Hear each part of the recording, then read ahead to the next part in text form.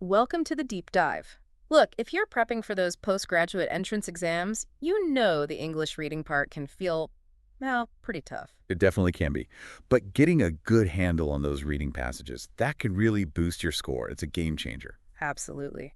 So today we're doing a deep dive into one specific text, text 14 from a past exam. Think of it as us helping you map out the territory.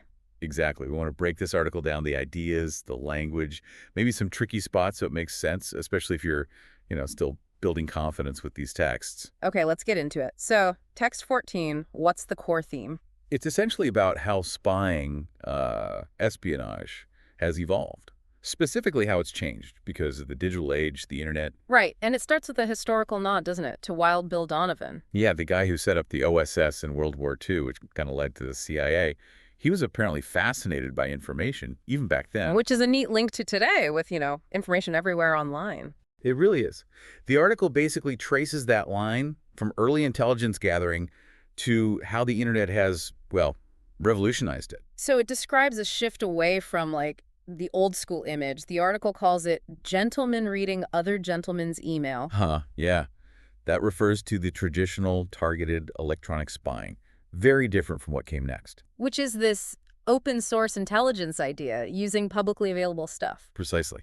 Stuff that's out there on the World Wide Web for anyone to potentially find.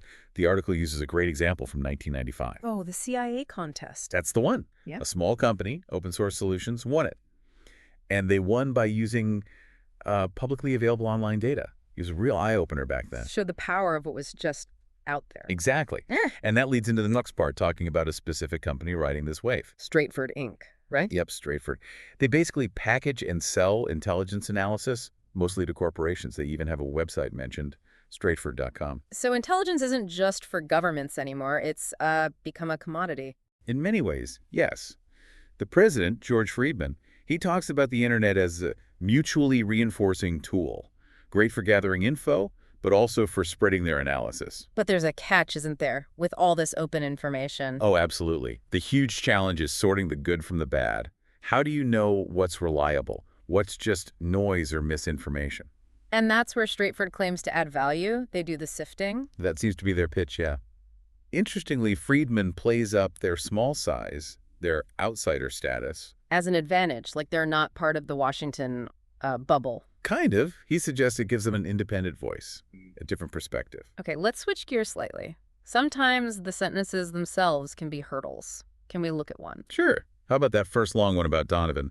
The American spy master who built the Office of Strategic Services in World War II and later laid the roots for the CIA was fascinated with information. Yeah, that's a mouthful. What's the absolute core of it? Strip away the details for a second. The core is just.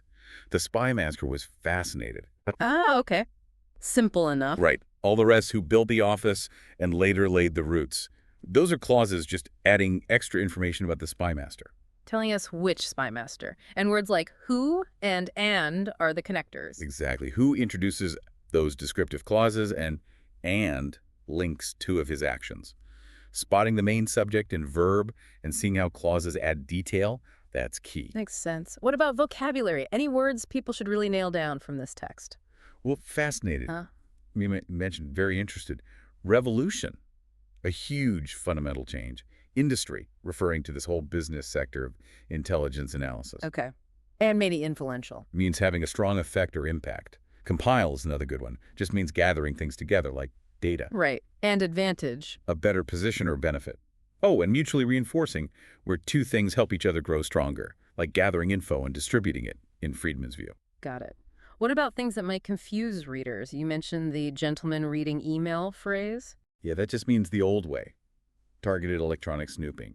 Very different from sifting through masses of public data, which is open source intelligence. So what are the common roadblocks when reading something like this generally? Often it's those abstract concepts. Espionage sounds formal, but it's just spying. Open source intelligence sounds technical, but think of it like using a library, a vast public library, the internet, to find clues. Okay, the library analogy helps. It's about using what's available, not necessarily secret files. Exactly. But like a huge library, you need to know how to find the reliable books, right? True. And sometimes just following the main thread can be hard with all the details. Yeah, keeping track of the main argument here, it's the evolution of spying is crucial.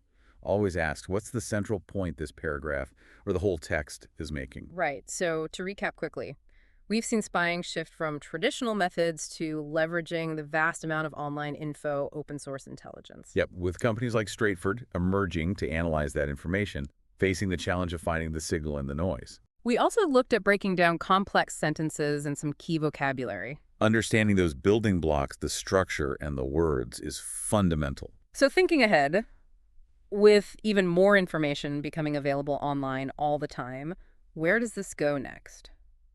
That's the big question, isn't it? How will the intelligence world continue to adapt? What are the future challenges or maybe even opportunities that this constant flood of data creates?